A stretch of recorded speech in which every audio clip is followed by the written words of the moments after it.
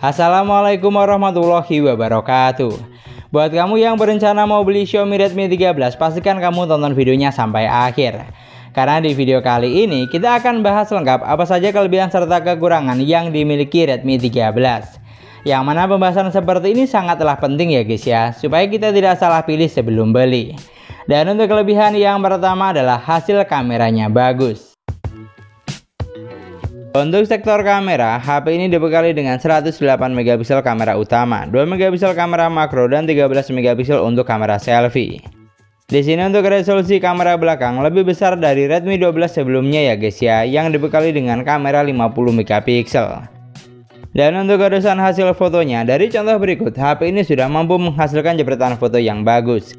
Gambarnya terlihat jelas serta tajam, untuk saturasi warnanya juga lumayan pop up, baik saat foto di indoor maupun outdoor. Jadi kalau hanya untuk menunjang kebutuhan harian, saya rasa kamera dari Redmi 13 ini sudah cukup bisa diandalkan. Lalu untuk kamera selfie-nya juga demikian. Secara kualitas, foto yang dihasilkan sudah bagus untuk kelas harganya. Detail gambarnya dapat, tingkat ketajamannya oke, dan untuk saturasi warnanya juga terlihat cukup fresh, baik saat foto di indoor maupun outdoor. Saya rasa lebih dari cukup kalau hanya untuk menunjang kebutuhan sehari-hari. Lalu untuk kelebihan yang kedua adalah chargingnya super ngebut. Untuk urusan baterai, HP ini memiliki baterai 5000 mAh dengan kecepatan isi daya sudah fast charging 33 watt. Dimana setelah saya coba charging selama 30 menit, baterainya sudah bertambah 44%, charging 1 jam bertambah 83%, dan hanya butuh waktu sekitar 1 jam 7 menit untuk isi daya dari 10 sampai full 100%. Jauh lebih ngebut dari seri sebelumnya yang hanya dibekali dengan adapter 22,5 watt dan butuh waktu 2 jam 36 menit untuk isi daya dari 10 sampai full 100%. Jujur saya sangat puas dalam hal ini karena tidak butuh waktu yang lama untuk isi daya sampai penuh, cocok buat kita yang sukanya sacet. Dan untuk kelebihan yang ketiga adalah memiliki desain yang mewah serta kekinian. Untuk urusan desain, di sini sebenarnya masih sama dengan Redmi 12 sebelumnya ya guys ya, tidak ada peningkatan atau upgrade. Namun saya suka karena looknya sudah mewah dan kekinian, tidak terkesan murah sama sekali. Dan untuk bagian depan atau layar, di sini juga sudah menggunakan konsep layar pancol display. Jadi tampilannya makin paket lengkap, karena tidak hanya bagus dari belakang, tapi juga cakep dari tampak depan. Lanjut untuk kelebihan yang keempat, yaitu hasil perekaman videonya bagus. Di sini tidak hanya hasil foto yang bagus, tapi untuk perekaman videonya juga sudah cukup memuaskan. Untuk video kamera belakang, hasilnya terlihat jelas serta tajam, dan untuk saturasi warnanya juga lumayan kontras. Namun yang sedikit disayangkan, HP ini belum dilengkapi dengan fitur AIS ya guys ya, jadi videonya lumayan goyang-goyang alias kurang stabil. Lalu untuk video kamera depan, secara kualitas buat saya tidak mengecewakan, sudah lumayan bagus dan mampu bersaing dengan para kompetitornya. Gambarnya terlihat tajam, tingkat kecerahannya oke, dan untuk saturasi warnanya juga tidak flat atau pucat, jadi sudah lumayan bisa diandalkan untuk berbagai kebutuhan.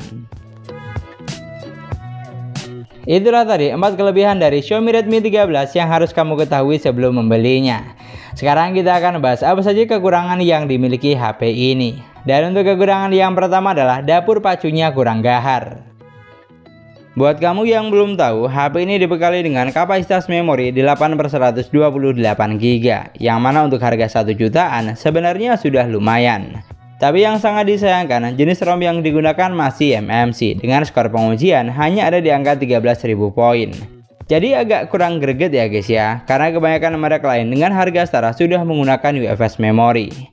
Dan untuk jenis chipset yang digunakan di sini juga kurang gahar, karena hanya ditenagai dengan chipset MediaTek Helio G91 Ultra octa-core 2,0 GHz fabrikasi 12 nanometer. Di mana untuk skor AnTuTu yang dihasilkan ada di angka 270 ribuan, kurang lebih sama dengan chipset MediaTek Helio G85. Pokoknya untuk poin ini Xiaomi sangat kurang greget menurut saya. Kenapa tidak sekalian upgrade ke Helio G99 saja yang performanya jelas lebih bisa diandalkan. Jadi buat kamu yang mau beli untuk kebutuhan gaming kompetitif, HP ini jelas kurang cocok ya guys ya, karena spesifikasi yang ditawarkan tidak mengarah ke sana. Dan cocoknya lebih untuk penggunaan kasual atau santai saja. Yang penting komunikasi lancar, sosmed jalan terus, dan main game yang tidak terlalu berat atau ringan-ringan saja. Lalu untuk kekurangan yang kedua adalah slot SIM tray-nya masih hybrid. Seperti yang kamu lihat, slot SIM tray yang digunakan HP ini masih hybrid atau 2 slot ya guys ya. Jadi SIM 1, SIM 2, dan microSD tidak bisa dipasang secara bersamaan, harus ada yang mengalah salah satu. Mau pakai 2 SIM sekaligus atau SIM 1 dan 1 microSD, sangat disayangkan pastinya, karena kebanyakan merek lain dengan harga setara sudah menggunakan triple slot SIM. Dan untuk kekurangan yang ketiga adalah kecerahan layarnya kurang tinggi. Untuk bagian layar, HP ini menggunakan panel IPS LCD dengan resolusi sudah Full HD+, yang mana secara kualitas pada dasarnya sudah lumayan. Warna yang dihasilkan bagus, terlihat jelas serta tajam, walaupun untuk saturasi warnanya bukan tipikal yang pop-up seperti HP Realme, Oppo, atau Vivo.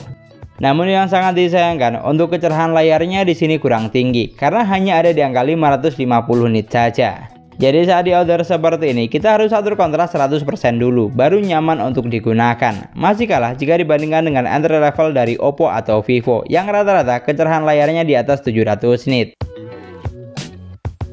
Itulah tadi 7 poin kelebihan serta kekurangan yang dimiliki Xiaomi Redmi 13. Di sini kalau kamu punya pendapat atau poin tambahan yang lain, kamu juga bisa banget tulis di kolom komentar ya guys ya, supaya teman-teman yang lain biar pada tahu. Dan agar tidak salah paham, kamu juga wajib banget tonton video review lengkapnya, karena di video ini kita hanya fokus membahas kelebihan serta kekurangannya saja. Jadi kalau ada poin yang tidak saya sebutkan, berarti itu hal yang wajar di kelas harganya, tidak masuk dalam kelebihan atau kekurangan. Di sini yang jelas tidak ada produk yang sempurna, karena semua produk pasti punya kelebihan serta kekurangan, dan yang ada hanyalah produk yang cocok buat kamu.